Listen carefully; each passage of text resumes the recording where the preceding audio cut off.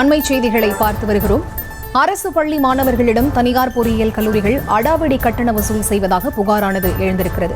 7.5% இடஒதுக்கீட்டில் சேரும் மாணவர்களிடம் கட்டணம் கிடையாது என தமிழக அரசு அறிவிப்பு வெளியிட்டிருந்த நிலையில் அடாவடியாக அரசு பள்ளி மாணவர்களிடம் தனியார் பொறியியல் கல்லூரிகள் அடாவடி கட்டண வசூல் செய்வதாக புகாரானது எழுந்திருக்கிறது.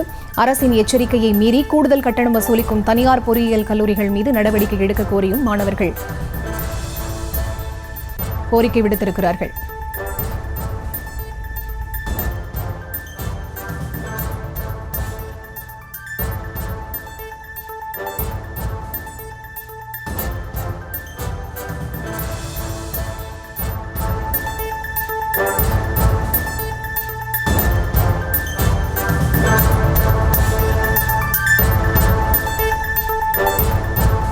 அரசு பள்ளி மாணவர்களிடம் தனியார் பொறியியல் கல்லூரிகள் அடாவடி கட்டண வசூல் செய்வதாக மாணவர்கள் அளித்திருக்கக்கூடிய அந்த புகார் தொடர்பான காட்சிகளை பார்க்கலாம். இந்த மாதிரி காலேஜ் 7.5 எனக்கு இன்ஜினியரிங்லாம் சீட்டு கிடச்சிச்சு. எனக்கு நான் ஒரு ப்ரைவேட் காலேஜ் தான் கிடச்சிச்சு. அந்த காலேஜில் போய் அட்மிஷன் போட போனால் 7.5 ஃப்ரீன்னு சொன்னாங்க. ஆனால் அந்த காலேஜில் என்கிட்ட ஹாஸ்டல் ஃபீஸ் கவர்மெண்ட் தருது, சாப்பாடு ஃபீஸ் தரல அப்படின்னு சொல்கிறாங்க. இந்த மாதிரி ஃபீஸ் ஒரு 35,000 கேட்குறாங்க.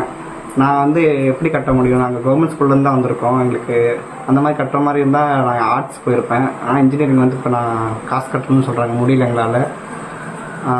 இந்த மாதிரி நிறைய காலேஜில் நிறைய காலேஜில் கேட்காங்க. நான் நிறைய பேர்த்து விசாரிச்சும் பார்த்தேன். நிறைய காலேஜில் கேட்டுட்டு தான் இருக்காங்க. இதை பார்த்து கவர்மெண்ட் கொஞ்சம் ஒரு முடிவு எடுத்தால் பரவாயில்ல, ஒரு ஸ்டெப் எடுத்து இந்த மாதிரி எல்லா காலேஜுக்கும் ஒரு அனௌன்ஸ் மாதிரி கொடுத்தா பரவாயில்ல. சொல்லுங்க, அதான் காலேஜ் போனீங்களா? என்ன சொன்னாங்க சார்? கேட்டதுக்கு 60,000 ஹாஸ்டல் ஃபீஸ், ஆனா கவர்மெண்ட் எங்களுக்கு ஒதுக்குறது 40,000 தான். மீதி 20,000 நீங்க தான் கொடுக்கணும்னு கேட்கறேன். மீதி 20,000 நீங்க கொடுக்கணும்னு சொல்றாங்களா? அப்படின்னு சொல்றாங்க. ஆனா 75க்கு எல்லாமே ஃப்ரீ தான். ஆனா கவர்மெண்ட் எப்படிங்க சார் 40,000 கொடுப்பாங்க? புரியல. 75 ஹாஸ்டல் ஃபீஸ் 60,000 சார். கவர்மெண்ட் எப்படிங்க சார் 40,000 மட்டும் உங்களுக்கு கொடுப்பாங்கன்னு தெரியல. ஆனா அவங்க 20,000 கேட்கறாங்க ஹாஸ்டலுக்கு.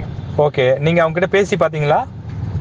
பேசி பார்த்தீங்க சார். இப்படிதான் சொல்றீங்க 20,000 கட்டிதான். எந்த காலேஜ் சொன்னீங்க சார்? பிஎஸ்ஆருங்க சார். பிஎஸ்ஆர் புரியலங்க சார். அப்படின்னு சொல்றாங்க. அது இல்லாம புக் ஃபீஸ் 10,000 சார். பிளேஸ்மெண்ட்டுக்கு 10,000, அதுக்கப்புறம் வேற எதுக்கும் யூனிஃபார்ம் 10,000, தனியா ஒரு 30,000 கேட்கறாங்க. ஃபர்ஸ்ட் 50,000 கட்ட சொல்றாங்க. ஓ, ஃபர்ஸ்ட் வருஷம்னா 50,000 கட்டணும், அடுத்தடுத்த வருஷம்னா 30 கட்ட சொல்றாங்க. அப்ப 4 வருஷத்துக்கு ஒரு வருஷம் மட்டும் 50,000 கட்டணும்.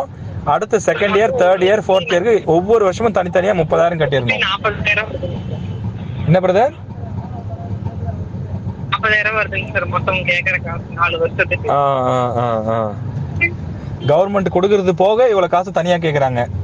ஆமாங்க சார். 1,40,000 வருதுங்க. இது இல்லாம ஹாஸ்டலுக்கு தனியா ஒரு 20,000 கேக்குறாங்க சார். 20,000 ஹாஸ்டல் தனியா கேக்குறாங்க.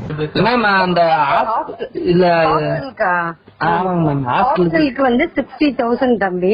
ஆனா கவர்மெண்ட்ல அலாட் பண்ணிருக்கிறது 40,000 தான் குடுக்குறாங்க. சரியா? அவங்க ஒரு பிக்சட் பிரைஸ் வச்சிருக்காங்க 40,000. ஆனா நமக்கு 60,000.